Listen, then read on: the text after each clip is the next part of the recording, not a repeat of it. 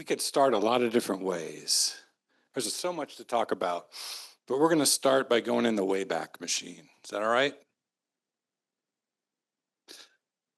Yeah, wow. Where were you in the 80s, right? No drones. I mean, somebody was hanging off of a helicopter skid to take this picture. Lots of parking lots, lots of elbow room, lots of obsolete buildings. This tall building that you see right there is One Atlantic Center under construction, which was delivered in 1987. So I figured this picture is somewhere like 1985 or so. Fun fact, One Atlantic Center, 50 stories, sits on dirt it does not own. Yeah, it's on a 100-year dirt lease for MARTA.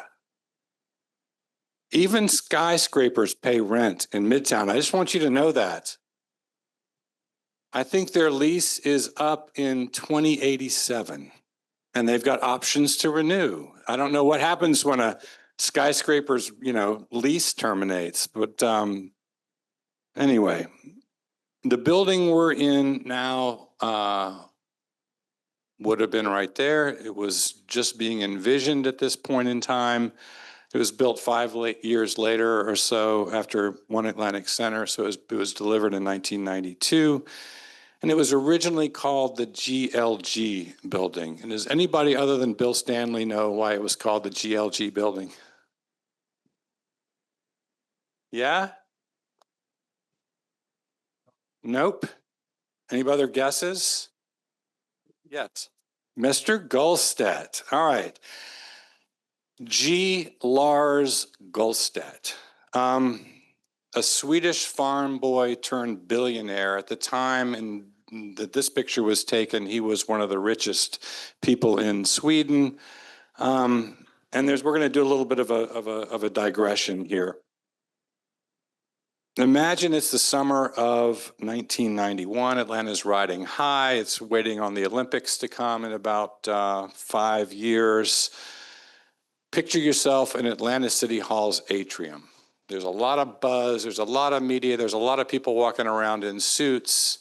And the reason is because Mr. Gulstedt is there to announce, even though he doesn't speak much English, he's talking to his architect, that he has just assembled 11 blocks in Midtown from 39 different owners with the vision of transforming this into the Rockefeller Center of the South. Plazas, towers. He bought the Biltmore, I think, for $1.3 million, which was largely abandoned at that point. It was vacant. It was to be restored with a grand park in the front. The whole thing was going to be called GLG Park Plaza, and a place for people to live, and for the global stage that was being envisioned included multiple skyscrapers, including 2 64-story towers, twin towers. And this building that we're in right now is the first step. He bought this land, he was asked what he wanted to do there, and his reply was 2 words: the maximum. 53 stories later, this building was delivered in 1992. It was Atlanta's first 5-star hotel and the tallest hotel in the Southeast when it was delivered. And it really defied the expectations of a lot in the real estate community that thought this building could never get built.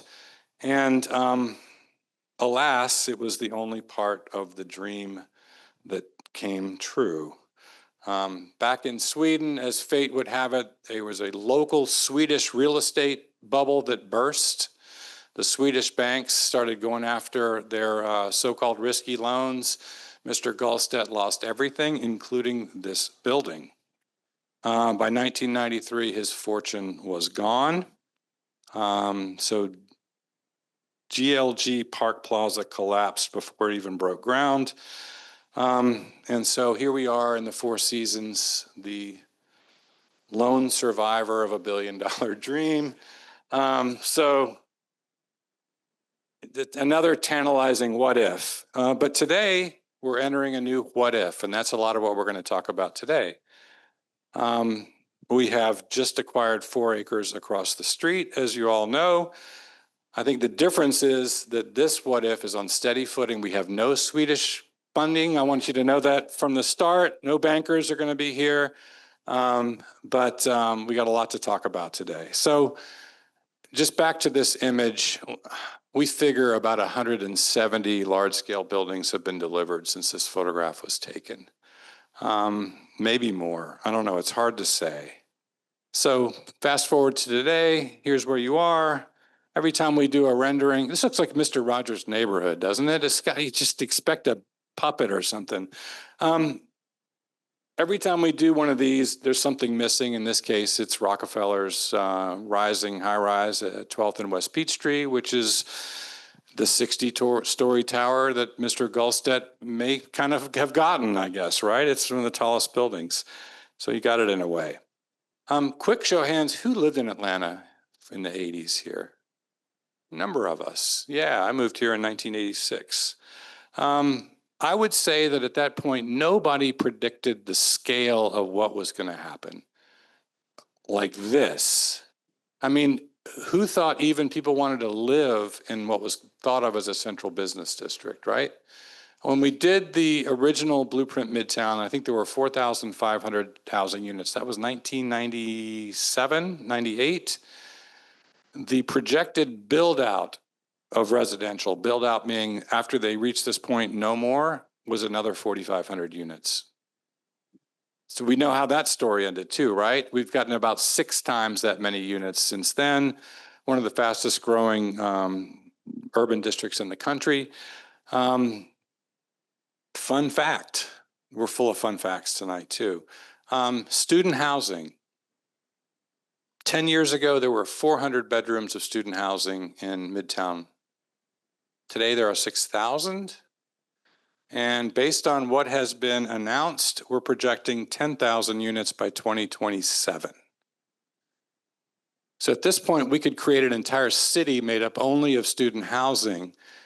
We just have to really plan carefully for the pizza delivery zones to not tie up traffic. And Midtown keeps giving us more and more stuff. So here we are in the building we're in right now. And we got a lot to cover, so we'll get right into it.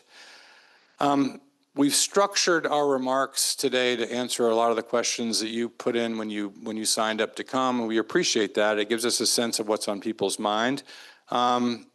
Every 3 years, as you also know, we do a community survey, and Brian Carr has really led the charge here, and this is all about the pulse of Atlanta. What do you love? What needs work? What do you want to see more of? And you all showed up. We had 4,800 responses to this survey that closed recently, which is a record, and it was also exciting to see younger voices represented. The younger people, ages 18 to 34, were up 43% compared to 2022. I don't think those were all students in student housing. The young professionals have really engaged, and that's great. The great news is when you have numbers this high, your margin of error is 3%. So you got the facts we're able to glean from this are statistically significant. I should note, by the way, for those standing that want a place to sit, there's front row seats. There's seats sprinkled in, so don't feel like you're being rude if you'd like to find a place to sit. We're going to be at this for a few minutes. So this survey, we covered issues like, what do you want to see across the street? What would make you say, wow, with 98 14th Street, the park acquisition, your perceptions of safety, the type of events you'd like to see. We even asked you how often you have packages delivered to your place of residence on a monthly basis. And we use all this information to inform our work, our programs, our projects, and how we spend our time and resources. I will say it's very unusual to get this level of a response for a community survey like this. That's pretty darn detailed. Very few of our peer organizations even come close to this. We're not going to spend our time walking through a lot of results of the survey. We're going to put that online. It's going to publish pretty soon. You're going to have a chance to go through all that. We'll hit a couple of highlights. One clear message we got was 95% of people that were surveyed consider Midtown a great place to live and a great place to work. 95%. That's a hard number to beat. 75% of residents said that they felt a strong sense of community here, which is still a good number, but we got some room to grow. We learned about the people here. For you who are residents, 50% of residents in Midtown have been here for less than 5 years, so a lot of new faces. I guess with the pace of new residential development, that's not a surprise. 24% of people both live and work here, so your commute consists of a walk with a nice cup of coffee. 61% of people used MARTA this past month for a non-work trip. So Midtown is also a place where you can sort of your point of departure for launchpad for exploring.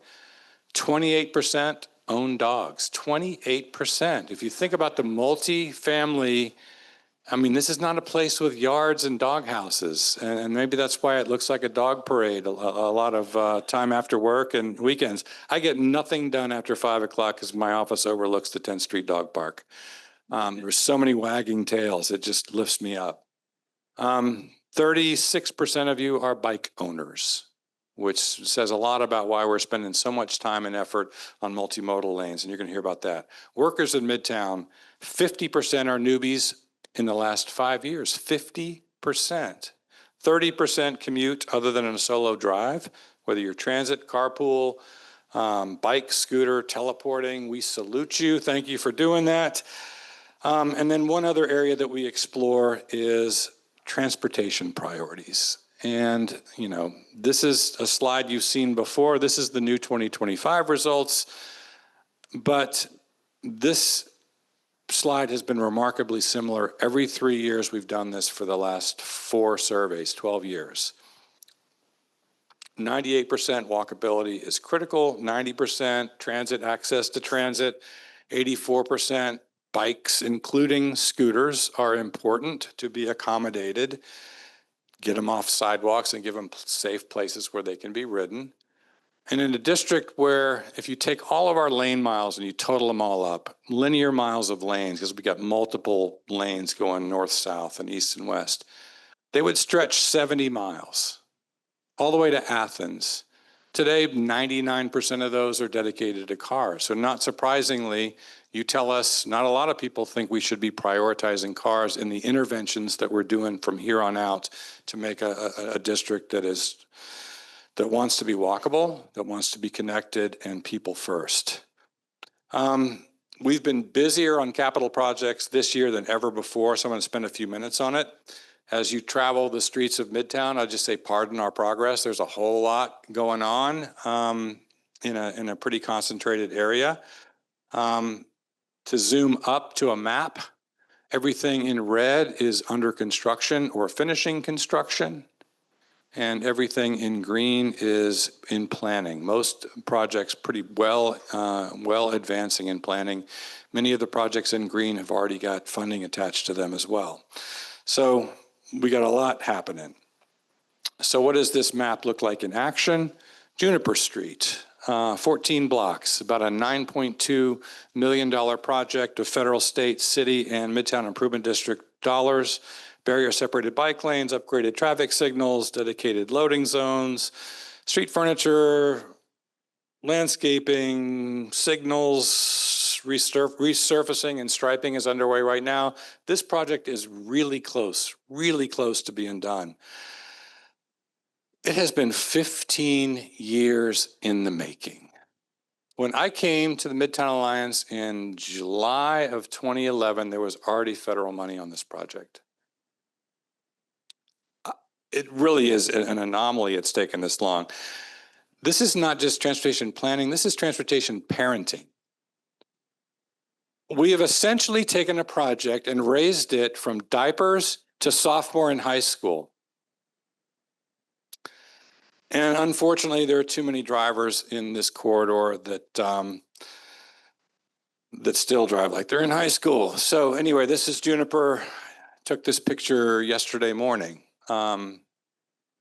Here's a fact. In the 5 years before we started construction on this project, there were 569 crashes on this one street between Ponce and 14th. 569 crashes. Those are just reported crashes. Those are crashes where the police showed up.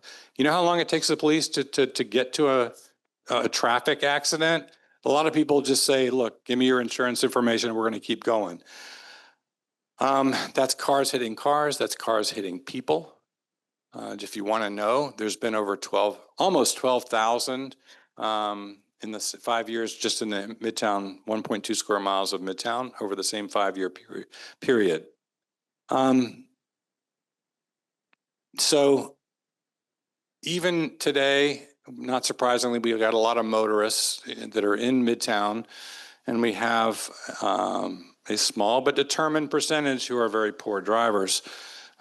This would be one of them. So we've invented these tiger traps. I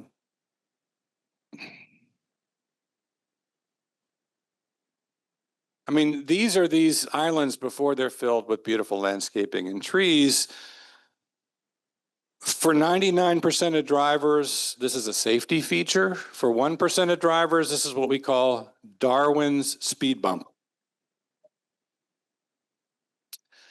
This happened during construction. This individual had to pass a police car, an officer directing traffic, and numerous barriers to pull this off. That's hard to do even if you're trying.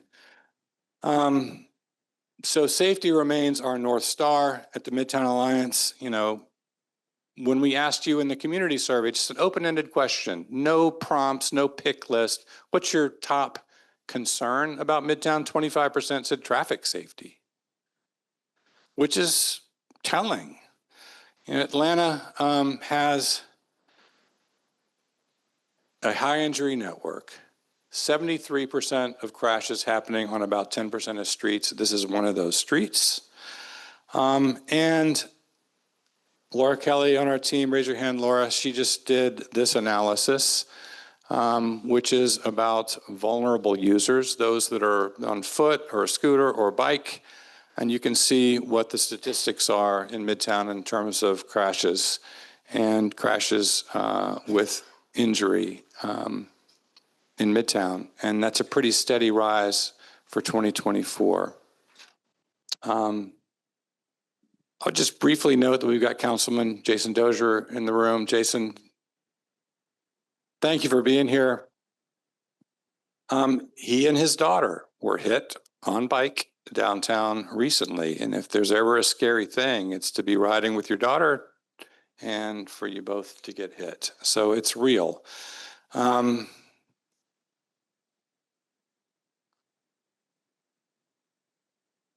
We've had 9 fatalities in Midtown over the last 5 years. 4 of those were vulnerable users. The clear takeaway here is that people walking, biking, scootering face a far higher risk in crashes than drivers do, and our designs need to protect the most vulnerable first.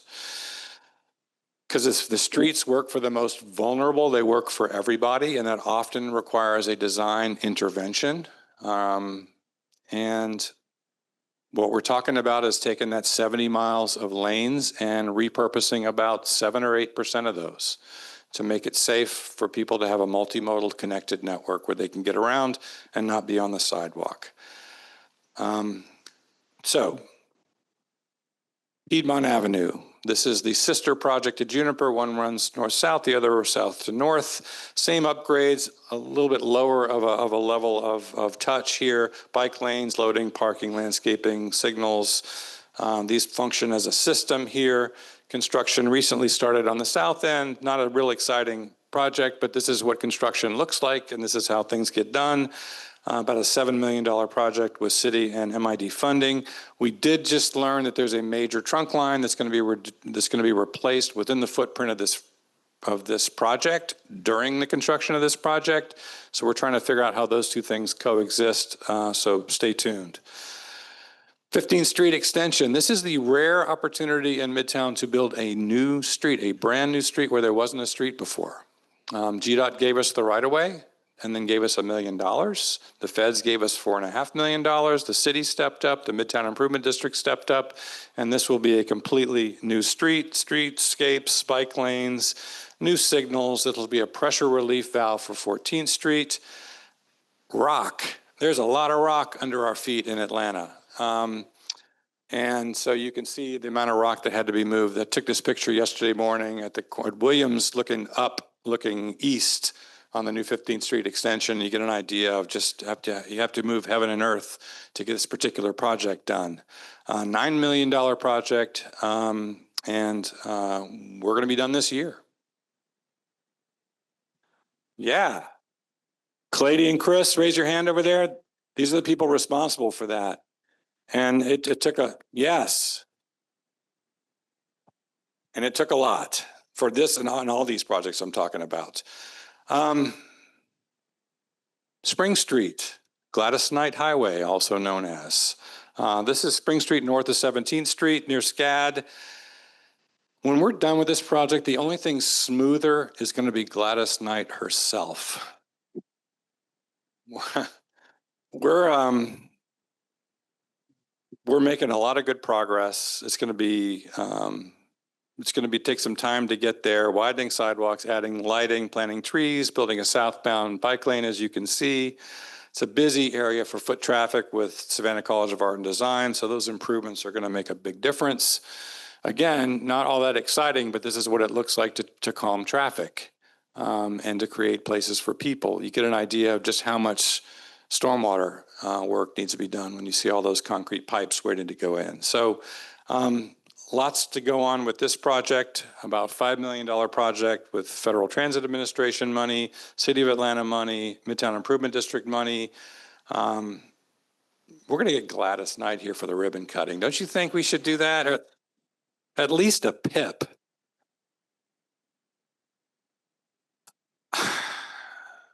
We know who the 80s people are now. Okay, good. 10th Street Bridge, major project on what is essentially an interstate ramps and access. We're adding new wall protection because sometimes you got to go there. Lighting, two-way cycle track, improved traffic operations. This is current work. I took this picture yesterday morning. This is the north end of the bridge, which will be a smaller version than the south end. Will have the expansive version that you saw in the renderings just a minute ago.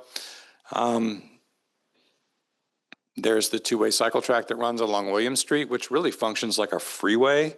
Just getting across that yesterday morning to take the picture was frightening. So this is a project that's a $9.52 million project, Federal Highway City Midtown Improvement District, done next summer, knock on wood. 5th Street, we're wrapping up this project.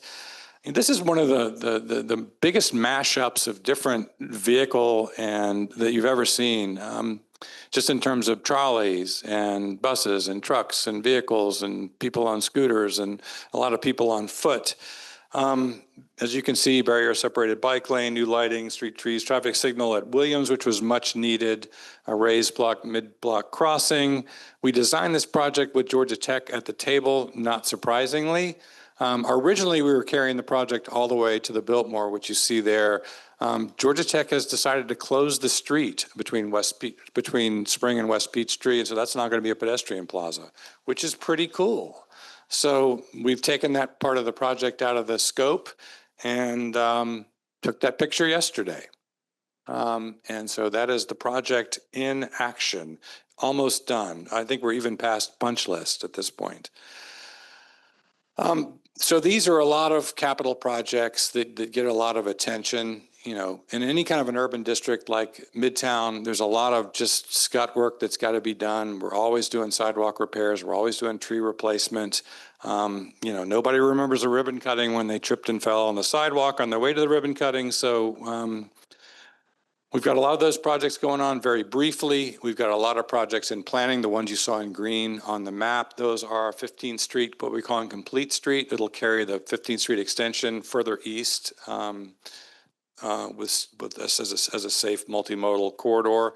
We've got a real Gordian knot we're trying to untie at 10th Street. We're calling this Central Midtown, essentially bike network upgrades, untangling the challenge of east-west connection on 10th Street and what we can do using parallel corridors. 3rd Street, we got some missing teeth of some bike lanes that we want to fill in. 14th Street, just right across from the Four Seasons. I mean, if you try and get across 14th Street, many times of the day, you're taking your life in your own hands too. It's a 1,250-foot super block. You know, so who's going to walk 1,250 feet to go to the, or half of that to go to the next crosswalk? So we're working on, we got the warrant study through, and we're going to create a safe crossing there. West Peachtree, we're going to build, I hesitate to say, what was called quick build project during Mayor Bottom's administration. That's still not done, but you know, we're going to get there. And of course, Peachtree Street, our city's signature street. We've talked to hundreds, if not 1,000 or more people. And the one thing they agree on is this street does not work. It does not work today. It's unsafe. It's got speeding cars. It's got dangerous turns. It's got parked cars and trucks that are tying up both curb lanes. Fact, crashes are up 61% from 2020 to 2024 on Peachtree Street. There's no dedicated turn lanes where it's needed. There's no dedicated loading areas. There's insufficient sidewalk width in some places. And the street itself just looks battered, man. I mean, it's just death of 1,000 cuts with utility work that was never properly remedied or repaired. And all of these insults add up. And they leave us with a Peachtree Street that doesn't reflect the city that we built around it or the city that we aspire to be. So, we've got some funds, thanks to the city of Atlanta and thanks to the federal government. We got about $9 million worth of funding. We're going to be starting additional planning in earnest for all of Peachtree Street in 2026. So stay tuned. Please stay at the table on that. There's a number of different options. No spoilers. We have thoughts, but we're gonna do this very methodically. So just to close out the capital projects piece, I've probably gone on a little longer than I needed to, but just in capital projects alone, this year's budget was $20 million for the Midtown Alliance. $20 million, which is our biggest year ever. 84% of that was not our money. It was federal, state to a large part, city of Atlanta, and the other 16, 17% was from the Midtown Improvement District, which is funded by commercial property owners and celebrated this year its 25th anniversary. So yeah, yay.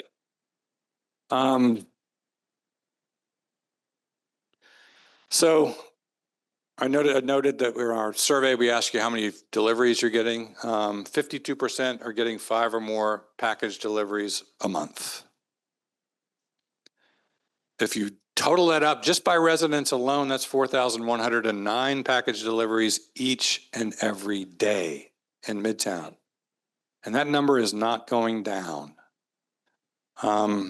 So lest we turn our streets into loading docks, we've got to do something. We got to protect the curb. We've got to have some strategies here. And that's really going to be critical for Juniper, where we've taken it to 2 travel lanes. And you know, most users up and down Juniper have an off-street loading option. It's just the delivery drivers have got to avail themselves of it. And the most convenient place to park is now blocking a travel lane. We need your help to talk to your buildings, and let's make sure that this is done in a way where we're not wasting money on vehicular capacity that we then block with just illegally parked vehicles. And it's not just delivery drivers, it's a lot of us. So public safety, moving right along. Here's the headline. Crime in Midtown is at an all-time low. In fact, this is the 3rd consecutive year of record lows. So that's record low upon record low upon record low. This year, we're 12% lower than last year's record low. So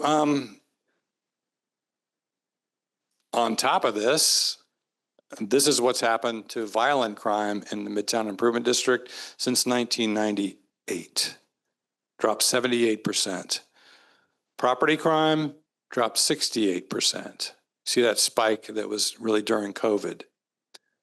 So putting this together with population, and this is a bit of a blunt instrument, but we're talking about residential workers and visitor population. Here's what's happened. Population has more than doubled, while overall crime, property and violent together, has declined by almost 70%. Apparently safety loves company. I guess that's one of my takeaways from this. More people, less crime. I think that's a story that we can all get behind. And it's not just Midtown. City of Atlanta, you would see similar graphs here. This is not an anomaly to Midtown. Cities across the nation have gotten safer over the last 25 years. But this is very contrary to what you hear and experience if you're on social media or watching the TV news. So just something to keep in mind. Our last community survey, the number of people who thought Midtown was as safe now as it was 5 years ago was up 68%. So perception is reality. And, you know, how did we get here? It's not magic, it's teamwork, man. It's Midtown Blue patrolling 600 hours a week. It's partnerships with building security, with property managers, with our agency partners, with APD. I mean, it's technology. It's, you know, the Connect Atlanta system with cameras that are networked citywide as a deterrent and a rapid response tool. And, you know, as I said, it's old-fashioned shoe leather as well. And that's not just part one crime, that's also addressing the quality of life issues that undercut people's feelings of safety and security. So, Midtown's safer than it's ever been, safer than many people even realize, and I think that's something worth celebrating. Last topic for me, and then I'm gonna turn it over to my colleague, Ginny Kennedy. Here we are.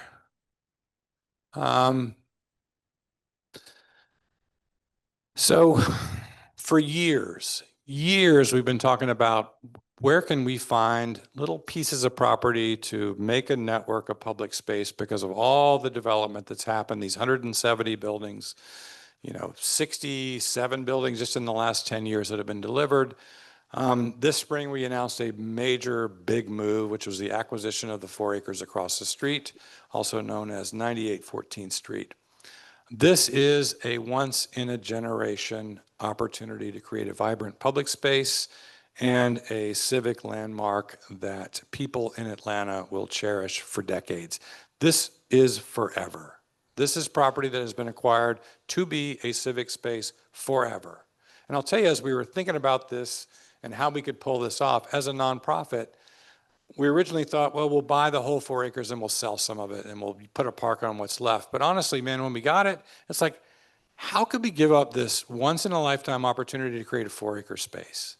And we couldn't, and it's a strategic site. So here's an elevation. This is what it looks like if you're in that drone. And then this may be illustrative here a little bit. This is what's around it. So you get that 4 acres that's outlined in yellow, and then you've got another 4+ acres, 5 acres of privately owned public space that's nestled right up against it. And then you're steps away from the Art Center MARTA station, which is another 5 acres, which ultimately may be a transit-oriented development at some point. Then you're next to the Woodruff Art Center, and you start to get this multiplier effect. So just to illustrate what it looks like on the ground, here's Promenade. You can see where we are. This is a nice public space that it created. Ends at the fence. Right? Here's Peachtree Street. This is this beautiful array of trees that's immediately north of 1180.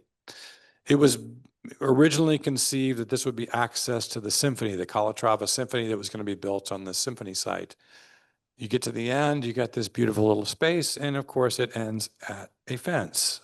And then if you go immediately to the west, there's One Atlantic Center.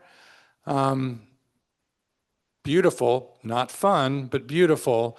It's got a wall there, and that's 98 14th Street immediately past that wall. So the good news is we've talked to all these property owners. They are very keen to connect into this space and to make it as seamless as possible. So all of a sudden 4 acres becomes 9 acres. That's the multiplier effect that we're talking about. And so we've got a lot of exciting stuff in design that Ginny is going to talk about. But think of this 4 acres as the domino that tips the whole row. I mean, it's going to impact everything around it. And it's accessible to a lot of people. 60,000 people within a 10-minute walk. That's workers, residents, and visitors. 60,000 people. That's a pretty ready-made park visitor base. And a 15-minute walk is a 5-minute bike or scooter ride. So there's a lot that we can do. To make this a reality, there's a lot of things that are going to happen in parallel tracks that Jenny's going to talk about. We are going to be gearing up in the beginning of next year for the early stages of a capital campaign, because parks don't create themselves and money doesn't raise itself. On that front, great news is that we've already got the land. The Midtown Improvement District stepped up, spent $46 million. I've got to swallow hard when I say that. $46 million on the property. We put $10 million down, which is our entire nest egg we've been saving for 25 years. We financed the rest at 4% over 20 years. And we're going to have this, but the Midtown Improvement District is not seeking to get reimbursed for the capital acquisition costs. So when we get into a capital campaign, yes, I think that's worthy of applause. That means every dollar raised will go straight into building a park and not paying down the land. And that is a huge advantage. So we start a capital campaign already $46 million to the good, which is pretty incredible. So now it's on us to turn 4 acres of possibility into a civic landmark, and Jenny Kennedy is going to talk to us about how to get there.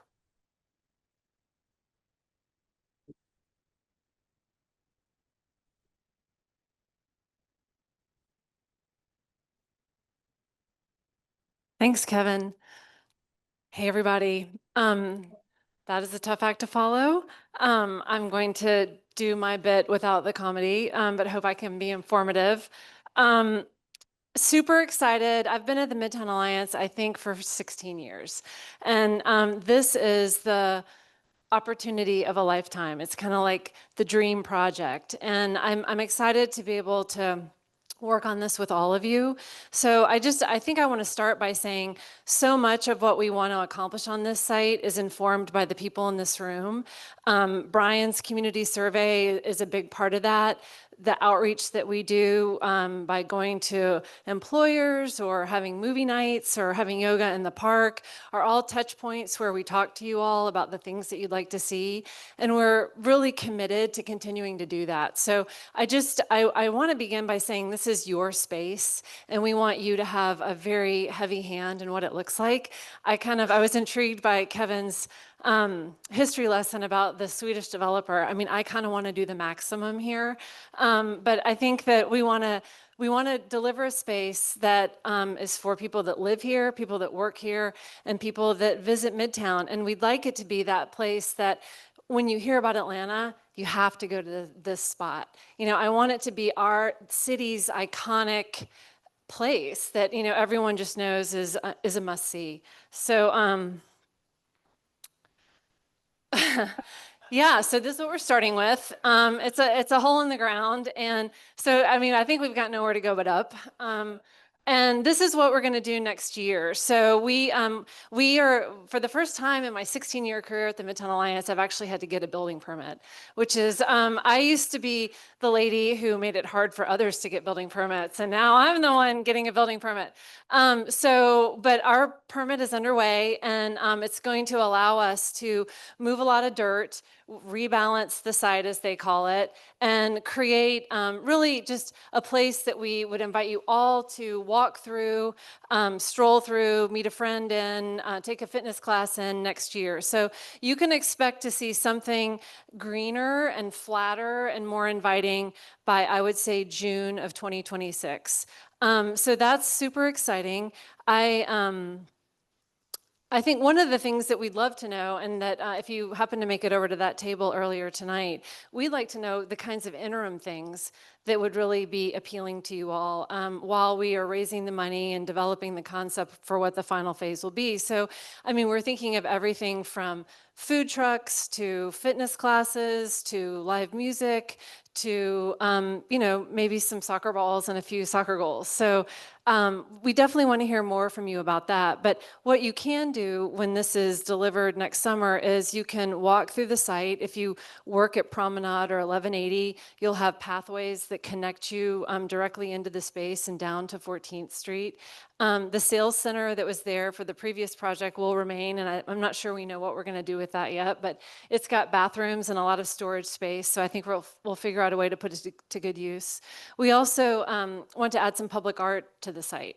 So there'll be a lot to look forward to, but it's all temporary until we can get to the concept. So, I mean, you know, when you get a new place, the first thing you do is you start fixing it up and erasing, you know, all the vestiges of the person that was there before you. It's actually taken us all summer to take these letters off this building. They're super sticky, and I think they're almost all gone except for the glue. But this is how we've been keeping ourselves busy in the hot months.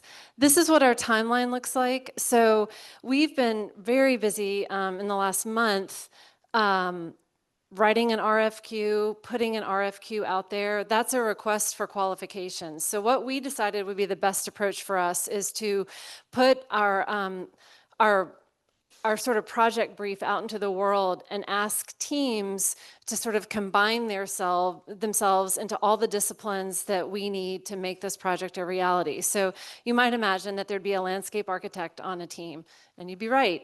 But there might also be a public art curator or a sound engineer or an architect or a civil engineer.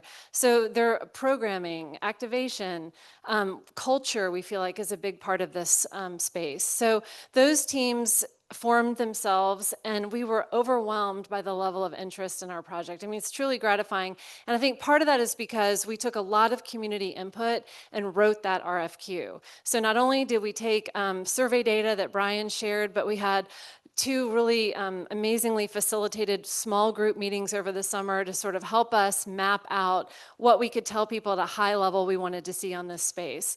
We got 49 multidisciplinary teams who responded to that, not only from the United States, but from the UK and Europe. I mean, it was incredible. So we spent the last couple weeks narrowing that pool down, and we will actually be interviewing 5 teams next Friday. So I'm super excited to get this across the finish line and get somebody under contract to help us really design this vision and come up with a set of renderings, a site plan, and a cost estimate. I think that's the big one that we really want to get a handle on quickly, is how much it's going to cost to realize this. So by the end of this month, we'll have selected a team and hired them. They will sprint for the next 4 months, October, November, December, and January, to help us get those concepts done and a cost estimate. And then early next year, we'll begin our site work to deliver the image that you saw on the screen. Just to sort of kind of pique your curiosity about what could be possible there, we did a neat thing over the summer with Thompson, Vinchelette, and Standback.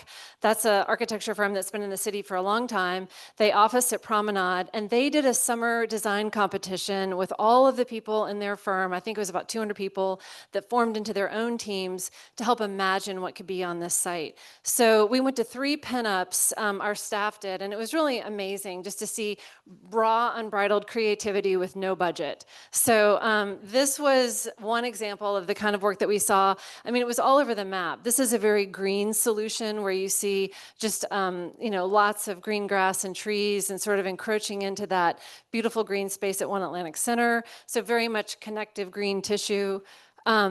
This was another version this is a section through the site. So if you can sort of imagine you're starting at the parking deck, that giant parking deck behind Promenade, and slicing through the site all the way down to 14th Street and the Art Walk, there's a lot of topography on the site, and that means there's a lot of opportunity. And I think one of the things that we really came away with was that this is a project that's about layers, lots of layers. There's a street level, maybe a mid-level, there's the connective tissue that gets you to all those garden spaces at the adjacent buildings. But this was a pretty cool idea. You know, another version, this was pretty groovy, a lot of amphitheater type situations in public art. This one was the one that I think really captured my imagination. I guess if you're thinking about the maximum, this would be that. This is, imagine creating like this beautiful cellular structure that hovers over the green space to provide shade. This structure could be illuminated with LED lights and projections so that it kind of is like a living, breathing thing with pieces popped out where greenery can poke through. And then, I mean, imagine being in a space like this any time of year, really, because another thing that we learned, if you were in Atlanta this summer, it rains a lot. And so, this one kind of really captured our imagination because it felt like you could be here and not get wet.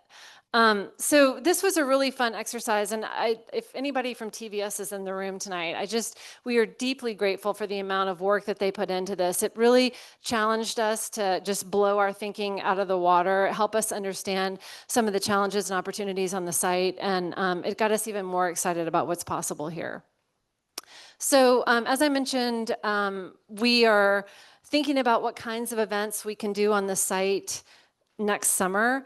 And a lot of what informs that thinking are the kinds of events that we do in our public spaces right now. So Ansley Whipple on the front row and Derry Haynes, who I think is in the back of the room, are the two people on our team, there's Derry, who work every single day to bring you really great events. Everything from the Mutt Gala, which we do in the springtime, to yoga, cardio dance, outdoor movies, live music, all of it. And what we have learned from this is what really gets people excited. It's kind of great that you can do yoga on a Tuesday from 6 to 7 and be so filled up in your park that you've got to take your sculpture out to make more room. So this year, on average, we get around 65 or 70 people every Tuesday doing yoga. We were thrilled that a cardio dance class that we're doing down at the North Avenue station was so popular that we're bringing it back next month in October. Outdoor movies, there are 2 more if you're in the mood for a movie before it gets too chilly. I think we've got Clueless next Thursday and Little Shop of Horrors for Halloween in October. Streets Alive, I think I can't take credit for that event, but I think it is one of the best events in the city. The last Streets Alive in Midtown is this Sunday from 2 to 6. If you haven't ever been to a Streets Alive, I'd really encourage you. It's one of those moments where you just feel proud to be in Midtown and proud to be in Atlanta. And it's a great event that starts downtown and goes all the way to Midtown. We do 2 things on the route. This Sunday, we'll have an artisan market in the surface parking lot at Peachtree and 12th Street. It's an amazing market with really cool stuff, so I invite you to see that on the north end. And then on the south end, we've got some of our resident artists who will be having an open studio. We're finishing probably tomorrow or over the weekend, a brand new mural that's on the south side of the Shakespeare Tavern. So you can meet that artist, see the new mural, and meet the artists that are in the spaces that we have across from Emory Healthcare. So there's lots of great events that we put on all the time, but we are not just doing events to do events. We're always trying to either talk to you, learn about what you want more of or less of, and all of that will definitely go to inform what we do next year in the even larger space. So, yoga is amazing. Live After 5, this is our live music program, that we do in the park. Sorry. Live After 5 is on Wednesdays from 5 to 7 in the 10th Street Park. It's a great time to come out and meet your friends and neighbors. We have gelato in the park if you're hungry. Movie nights, 2 more on Thursdays, 1 in September, 1 in October. The cardio dance, I think if you have any inclination at all to be loud in Amarta Plaza, this is your chance. It's such a fun, it's such a high energy, fun thing to do. And it'll be on Thursdays from 6 to 7 at the North Avenue Plaza. Streets Alive, I mean, I wish that we could have Streets Alive every month. It's such an amazing community event, and I think it's the best of Atlanta. So whether you walk or scoot or ride a bike, it's a great way to spend a sunny Sunday, and the weather's going to be great this weekend. This is the new mural that I was talking about and the open studios at the south end. And then I'll close out with something that's happening right now and goes until next Friday. The Walk Challenge is a really cool event that we do every year. The transportation team over there on that side of the room runs the Walk Challenge. And it's a great way to get you moving through Midtown and learning about all the amazing assets that we have here. There are scavenger hunts that will take you to our public parks, public art, the different plazas that we've improved. It's a way for you to become a local expert about your neighborhood, and you have until next Friday to do it. So I would encourage you to participate. It's just it's a great event that we do. With that, I think I'm at the end. Yeah. So thank you so much for coming out. I'll let Kevin close it out. Thanks, Jenny. I mean, if you couldn't tell by looking at all those slides, and it's just a summary of the stuff that we're doing, this is a really transformational chapter for our neighborhood, our community, our city, and it's really transformational for our organization. This acquisition has made things decidedly more interesting for us and a lot more multifaceted. But let me just say cheers to the greatest team on the planet for pulling all this stuff off. Midtown Alliance.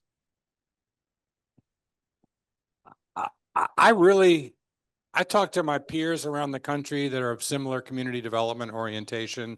I don't know of an organization that's doing as much as we are on so many different fronts, with each and everything being as transformational as it is. So here's to Midtown Alliance. Thank you. And here's to you.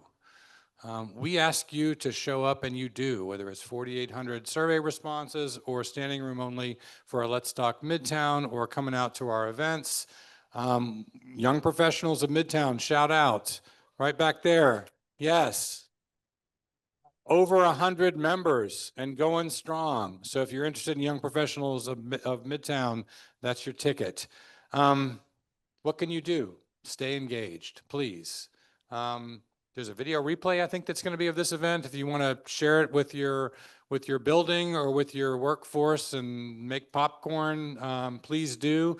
Just share what you've learned, insights that you've learned. Sign up for our, we've got text blasts now that we use very judiciously. But if you, amazingly, a third of the 4,800 people that signed up that took our survey wanted to receive text messages from us. So, I mean, this is a really engaged community, and we're really appreciative. So thank you for being here. Thanks for being at the table, and on we go.